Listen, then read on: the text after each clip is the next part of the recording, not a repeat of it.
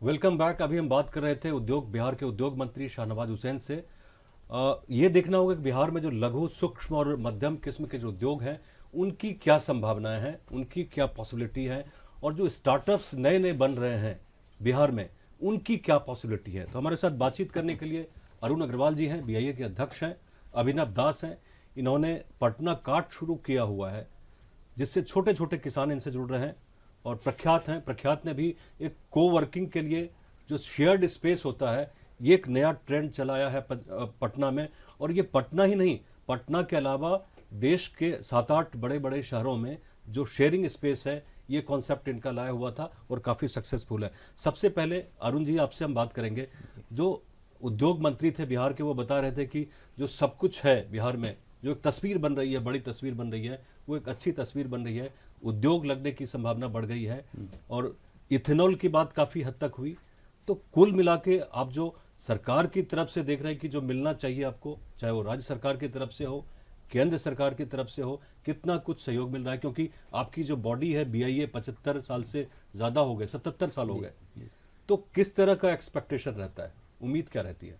बिना सरकार के हैंड होल्डिंग के बिहार में उद्योगों का विकास नहीं हो सकता है, ये पक्की बात है।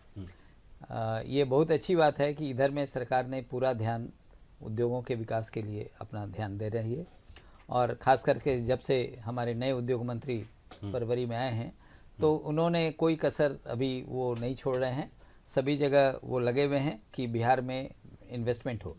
और एक बड़ा अच्छा फिगर अभी आया है कि SIPB जो है, जो पिछले 5-6 महीना में उसने 35,000 करोड़ के प्रपोजल्स को अप्रूव किया है, जो कि शायद हमको लगता है कि 2006 से SIPB है, कभी भी इतने कम पीरियड में इतना बड़ा फिगर नहीं आया। यदि हम लोग देखते हैं कि इसमें 30-35% भी एक्चुअल में यदि फ्रुक्टिफाई हो जाता है, हाँ मेटलाइज करता है, जो कि अभी तक का फिगर यही है हम लोगों को, तो अपने आप में ये एक बहुत बड़ा इन्वेस्टमेंट हो जाएगा बिहार के लिए।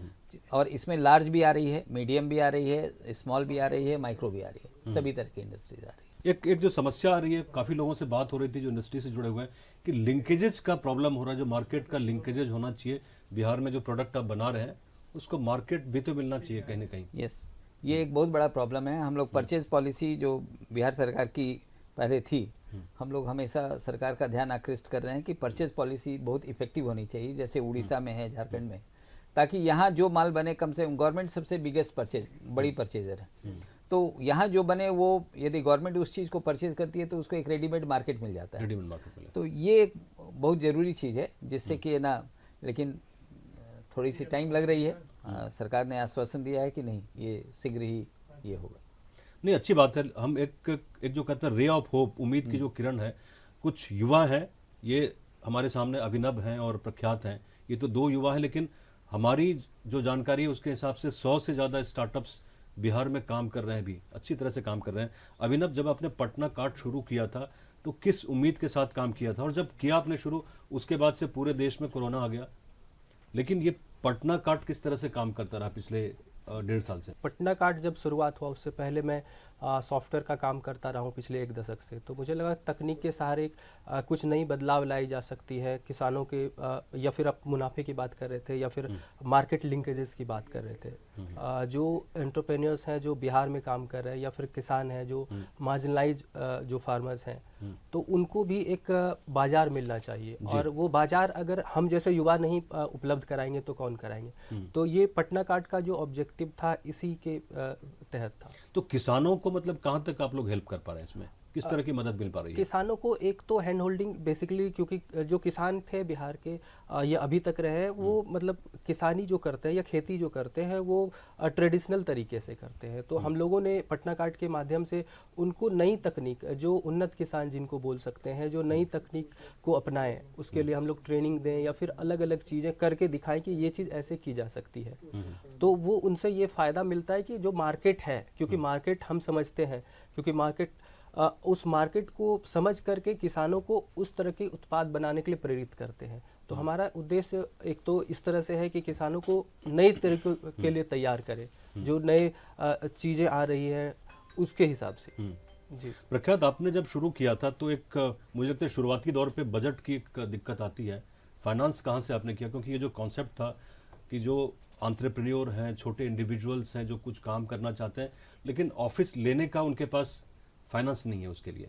जो हमारी टीम है अभी, राहुल, आलोक और सोनू, हम लोग भी ना सारे लोग पहले स्टार्टअप ही कर रहे थे। तो बेसिकली हम लोग का पहला जो स्टार्टअप था उसमें बहुत सारे ऑफिस के लेके प्रॉब्लम था कि हम लोगों को ऑफिस नहीं मिल पा रहा, एक माहौल सिस्टम नहीं मिल पा रहा था। तो वहीं से हम लोगों को आइडिया आया कि कोवर्किंग चलाते हैं और अपना भी स्टार्टअप सॉल्व हो जाएगा और बाकी भी स्टार्टअप को हम लोग सॉल्व कर लेंगे ये प्रॉब्लम। फिर वहीं से फाइनेंशियल का बहुत सारा लीकेज रहता था और तो धीरे धीरे हम लोगों के पास ये आइडिया आ गया। उसके बाद हमने धीरे धीरे सेटअप डाला सारे फ्रेंड्स मिलके कि ऐसे फाइनेंशियल जुगाड़ करके कि एक फंड कलेक्ट करते हैं, फिर उसके हिसाब से अपन एक ऑफिस चलाते हैं। फिर धीरे धीरे हमने एक प्लेटफॉर्म को तैयार किया, फिर उसके बाद धीरे धीरे कारोबार बढ़ते गया। आप लोग कितने सिटी में मौजूद हैं अभी? अभी तो 7 सिटीज में है अवेलेबल। इधर कोलकाता में है, गुवाहाटी में है, गुड़गांव में भी शुरू किया जी आपने? सर। तो ये एक बहुत बड़ी चुनौती को उन्होंने एक्सेप्ट किया।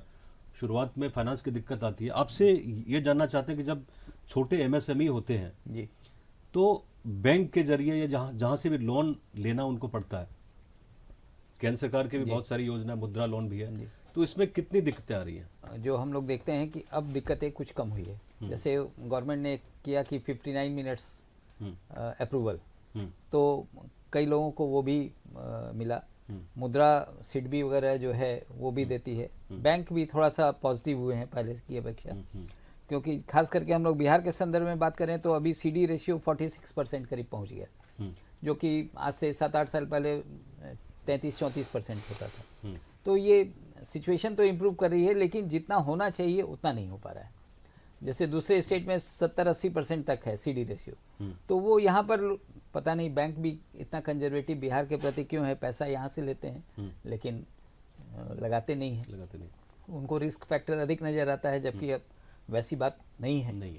जो आपके पीयर ग्रुप के लोग हैं, चाहे वो दिल्ली में बैठे हों, बॉम्बे बैठे हों, कोलकाता बैठे हों, चंडीगढ़ बैठे हों, जो यहाँ चाहते हैं कि कुछ पैसे लगाएं बिहार में, चाहे वो एजुकेशन के सेक्टर में हो, हेल्थ के सेक्टर में हो, इंफ्रास्ट्रक्चर डेवलपमेंट में हो, उनके लिए क्या आप संदेश देना चाहेंगे कि स्थिति कितनी बदली है और खासकर सोच कितनी बदली है? देखिए, इकोनॉमिक इन्वेस्टमेंट एक ऐसा चीज़ होता है कि जो इंडिविजुअल के परसेप्शन पर जाता है, वो किसी के कहने पर वो कम होता है। हम जा करके कहीं पर देख आते हैं तो वो अधिक इफेक्टिव होता है बनिस्बत कि कोई हमको टेलीफोन पर या कोई ऐसे बातचीत में समझाए। हम लोग तो यही कहते हैं कि भाई स्थिति तो पहले से बहुत सुधरी है, आप लोग आइए, देखिए यहाँ पर, और आपको अच्छा लगे तो जरूर इन्वेस्ट कीजिए। शाश्वत, जो कॉलेज पास आउट हैं, जिनके पास थोड़ा बहुत सीड मनी है, 4 लाख 5 लाख का है, उनके लिए क्या आप सलाह देना चाहते हैं? देखिए, बेसिकली हम कोवर्किंग में डील कर रहे हैं सर, तो स्टार्टअप थोड़ा हम लोगों को कंसर्न में आता है। तो हम लोग चाहेंगे कि जितने भी, जैसे बेसिकली मैं इंदौर, कोलकाता और लखनऊ ज़्यादा ट्रेवल कर रहा हूँ, तो वहाँ के जितने भी इकोसिस्टम में है ना सर, कि 12-13 साल के जो बच्चे कॉलेज पास कर रहे हैं या कॉलेज में एंट्री कर रहे हैं, उन सब सारे ना अपना स्टार्टअप की बात करते हैं। अच्छा, स्टार्टअप पे ही बात करते हैं। जब मिलता हूँ उनसे, हमारे कोवर्किंग में अभी इंदौर में 18 साल का एक लड़का है जिन्होंने 10 लोगों की टीम बना ली है और 10 लोगों की वो सैलरी प्रोवाइड करता है। अच्छा, और वो एक अच्छा ग्रो कर रहा है। अभी रिसेंटली मेरी बात हुई है तो उन्होंने बोला है कि अभी 10 सीट और इंक्लूड कर रहा हूँ। तो हमारे साथ मतलब कि ये थोड़ा सा माहौल हमारे लिए थोड़ा सा अलग है। तो वो उन सारे बच्चों को हम लोग कहेंगे कि स्टार्टअप एक बार जीवन में जरूर करना चाहिए और एक बार रिस्क जरूर लेना चाहिए जीवन में, कि कुछ भी अपना एक जो मन की बात है ना या दिल की बात, वो जरूर सुने एक बार। अभिनव, आप कहते हैं कि लोगों को फितूर पालना चाहिए, ये जरूरी है नए बच्चों के लिए भी? जी, फितूर नहीं पालेंगे तो कुछ इनोवेट नहीं कर पाएंगे, फिर पुराने डर्रे पे चलते रहेंगे। तो फितूर तो पालना जरूरी है, स्टार्टअप के लिए नहीं, इन जनरल कोई भी लाइफ में ना फितूर होना चाहिए। तो ये था मिशन साहस का हमारा खास कार्यक्रम। अरुण जी, आपका बहुत बहुत शुक्रिया। अभिनव, आपका भी, और प्रख्यात आपका भी। आप लोगों ने एक बहुत अच्छी शुरुआत की है और खासकर बिहार के जो युवा हैं उसको एक नई रोशनी मिलेगी। जो लोग इन्वेस्ट करना चाहते हैं, चाहे छोटी सी सीड मनी उनके पास, जिद होनी चाहिए।